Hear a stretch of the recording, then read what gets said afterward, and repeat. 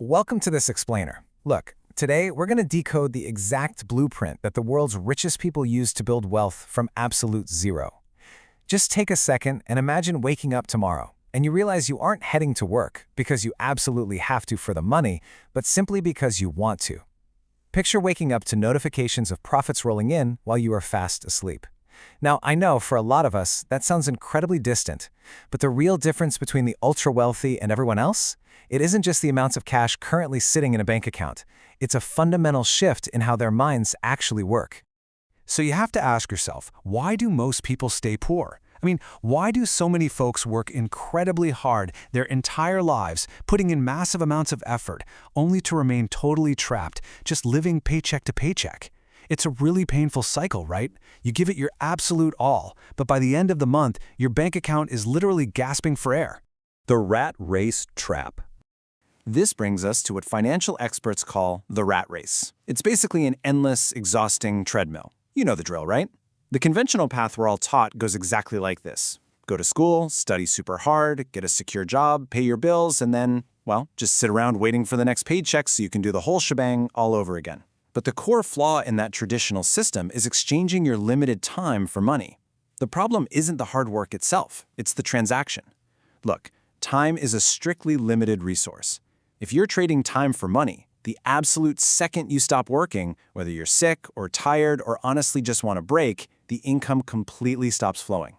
The poor and the middle class work for money, but true wealth, that relies on constructing systems where your money works for you. Assets versus liabilities.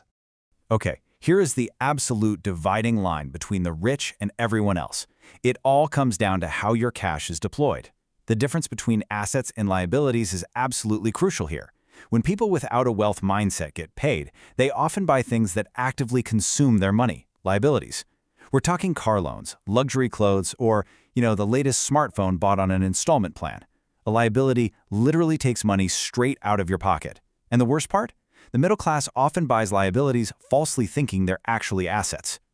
True investors, on the other hand, focus all of their energy on acquiring real assets first. An asset is simply any vehicle that puts money into your pocket, like rental real estate, a private business, or dividend-paying stocks.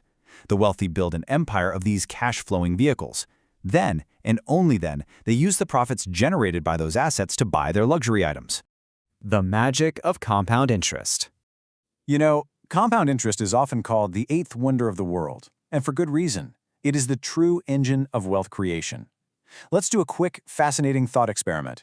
If someone offered you a choice right now between $1 million in cold hard cash today or a single penny that doubles in value every single day for 31 days, well, most people would instantly grab the $1 million. But let's look at what actually happens to that doubling penny. By day 31, that single cent has compounded into more than $10 million. No way, right? But it's true.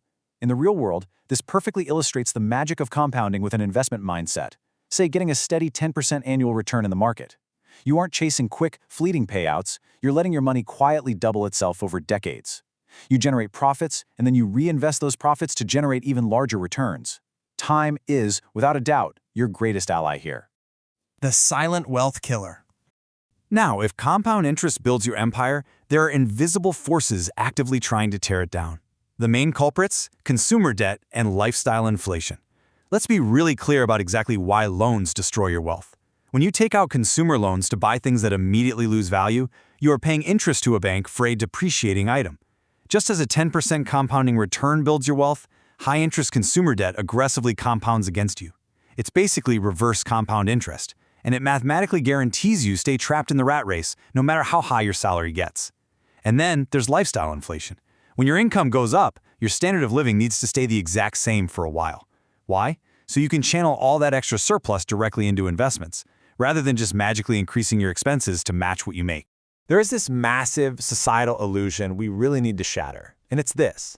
Wealth is what you don't see, the bank accounts, the investment portfolios, not what you see, like the flashy cars and luxury watches. True wealth is quiet. It's hidden in assets generating passive income, not paraded around on the street just to impress strangers.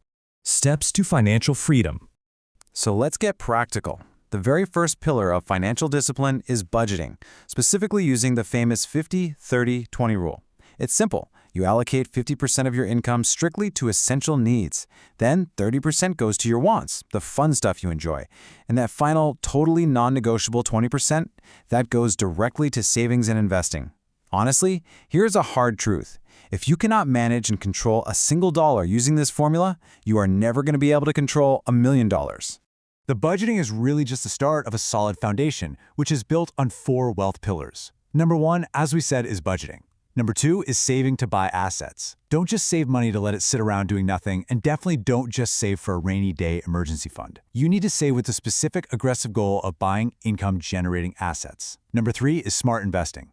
Get involved in the stock market, mutual funds, or even just upgrade your own high-income skills. And number 4, creating multiple income streams. Never ever rely solely on one job. The most financially successful people on the planet have anywhere from 3 to 7 different streams of income flowing in at all times.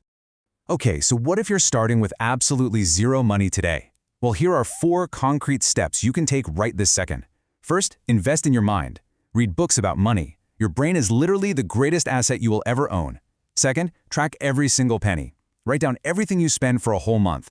I guarantee you'll be shocked by how much capital is quietly leaking out on unnecessary expenses, capital that could be compounding for you instead.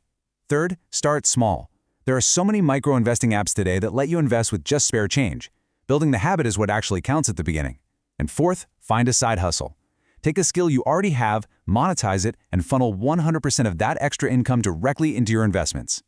Listen, financial freedom is a lifelong marathon. It is not a quick sprint.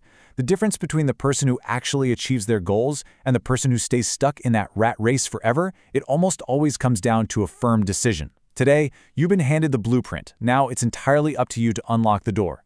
So, as we wrap up this explainer, I want to leave you with a direct challenge. What is the very first step you are going to take today to change your financial future? Don't wait for tomorrow. Wealth isn't an accident, guys. It is the result of deliberate planning and immediate action. So go out there and start your journey today.